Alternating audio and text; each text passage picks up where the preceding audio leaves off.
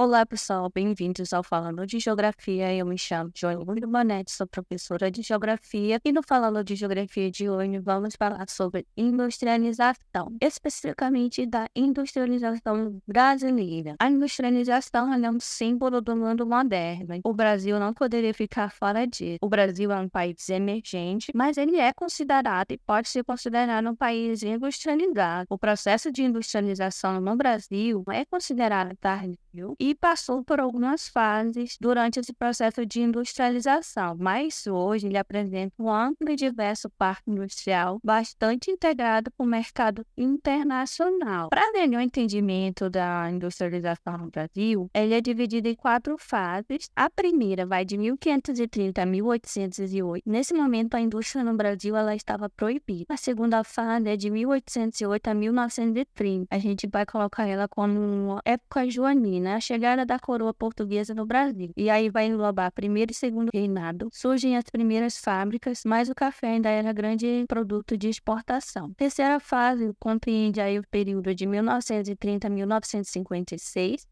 Alguns assinalam, pesquisadores dizem que essa é a Revolução Industrial Brasileira, nesse período ali, tá? Nesse momento, o governo Vargas passa a ser o grande investidor e formador da indústria pesada no país. E a nossa última fase, que é de 1956 até os dias de hoje, começa os estímulos à indústria de automóveis no período do governo de Juscelino e a abertura da economia e para o capital estrangeiro e também veio o processo de globalização. Relembrando aí a primeira fase de 1530 a 1808, ao nosso período colonial. Nesse momento aqui, o Brasil ainda era colônia portuguesa. Nesse momento aí, era proibida a manufatura, pois como o Brasil era colônia de Portugal, se ele permitissem a criação de indústria aqui, o Brasil ia concorrer com o reino. Consequentemente, se ele vendesse bem a economia da colônia, a colônia ia se sentir autossuficiente e ia se tornar independente. E isso não era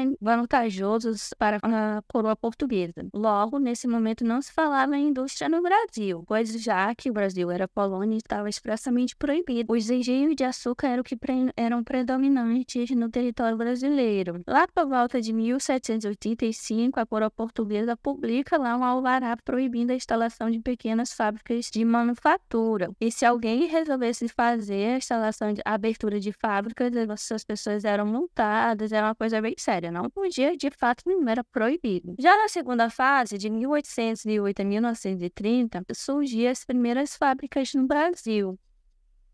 Nesse momento, a gente coloca aí como a chegada da família real ao Brasil. Então, a coroa portuguesa muda-se para o Brasil. Com essa mudança, Dom João toma algumas medidas como a extinção da lei que proibia a instalação das indústrias. Lembra que na primeira fase era proibida? Agora ele tira aí essa proibição na tentativa das pessoas instalarem sua indústria no Brasil. Nesse momento, surge a abertura das fábricas e pequenas manufaturas. A abertura dos portos brasileiros para o mercado externo também acontece. Mas essas medidas não surtiram o efeito esperado, já que a maior parte da população do Brasil era escravizada. A população que tinha dinheiro para comprar isso era pequena, então não fez muito sentido nesse momento aí. O que acontece? Para melhor entendimento de onde essas indústrias se instalam, vamos pensar em Salvador, Rio de Janeiro e São Paulo.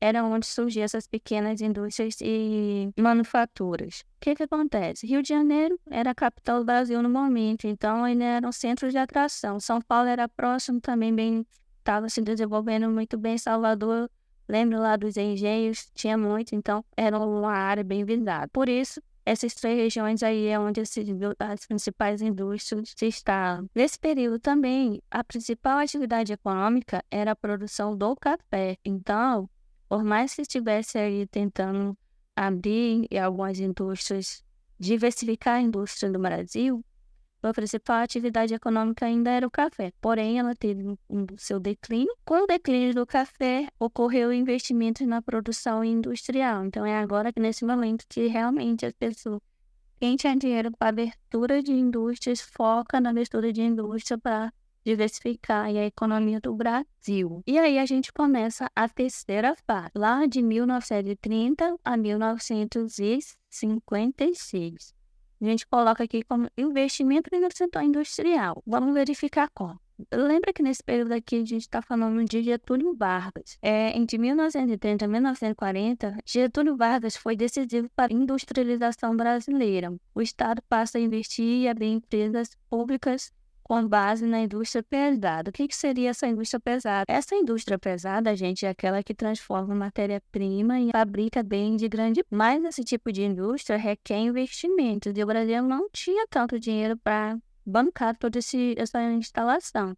Então, o que ele fez? Fez empréstimos junto aos Estados Unidos. Como que ele conseguiu esse empréstimo? Eles tinham uma amizade sincera aí nesse momento, porque o Brasil se aliou aos Estados Unidos, que nesse momento estava em guerra, então mandou os soldados para lá, e aí nessa amizade aí, o Brasil pega um empréstimo dos Estados Unidos. Com isso, ele consegue aí investir forte no setor de transporte, abertura de rodovias, ferrovias. Com isso, ele consegue investir no setor de transporte, consegue abrir indústria, criar rodovias, criar ferrovias e assim alavancar aí essa industrialização do território brasileiro. Ainda nessa terceira fase, houve a fundação de importantes indústrias estatais de base, como por exemplo a Companhia Siderúrgica Nacional, a CSN, a Companhia do Vale do Rio Doce, hoje conhecida apenas como Vale, a Petrobras, a Eletrobras. Todas essas foram indústrias que surgiram a partir aí desse desenvolvimento da indústria no Brasil. Quarta fase começa em 1956 e ela percorre até os dias atuais. A gente vai chamar ela de internacionalização da economia. Vocês estão vendo esse cara aqui? Ele é Juscelino Kubitschek, também conhecido como JK. Com a chegada do JK, se observa o crescimento da indústria de bens intermediários e aí ele vai privilegiar a indústria automobilística. Ele é conhecido pelas grandes obras, né? Ele foi quem construiu e projetou a construção de Brasília. Também temos nesse período aí a abertura da economia do país para as empresas multinacionais. Integra-se também o Brasil vai integrar-se aos processos de exportação e comércio global. O país vai experimentar um forte crescimento econômico e industrial nesse período. Nesse período também é marcado por uma onda de privatizações. Se vocês já lembrarem, as empresas estatais que eu falei anteriormente foram privatizadas ao longo dos anos. E agora vamos comentar sobre a industrialização atual. Temos atualmente um processo chamado de desconcentração industrial, que consiste na maior distribuição espacial das plantas industriais pelo território brasileiro, que antes concentrava-se mais no sudeste do Brasil. Outro processo que a gente tem é uma de desindustrialização da economia nacional, que é, no caso, a diminuição da participação da indústria na economia nacional.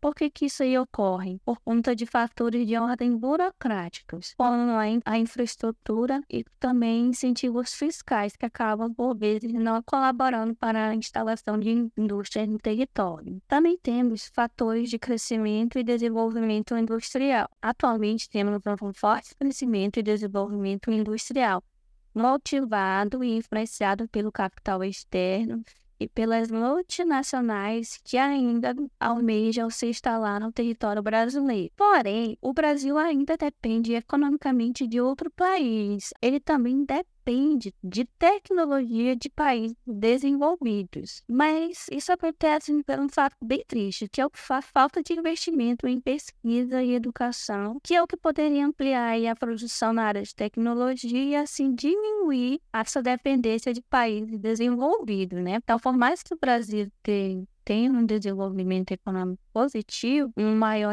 investimento na educação tecnológica, o Brasil também possui parques industriais sofisticados e competitivos, de maneira que eles são descentralizados, estão localizados em todo o território brasileiro. As principais indústrias do Brasil atualmente, de acordo com dados da Confederação da Indústria, CNI, a indústria de transformação corresponde a principal indústria brasileira. Ela vai representar um pouco mais da metade de 51% do PIB nacional no setor secundário. E aqui vou listar para vocês as empresas que se destacam nos seus ramos produtivos, como automobilística, metalurgia, petroquímica, papel celulose, têxtil, alimentícios, eletrônicos, farmacêuticos e energéticos.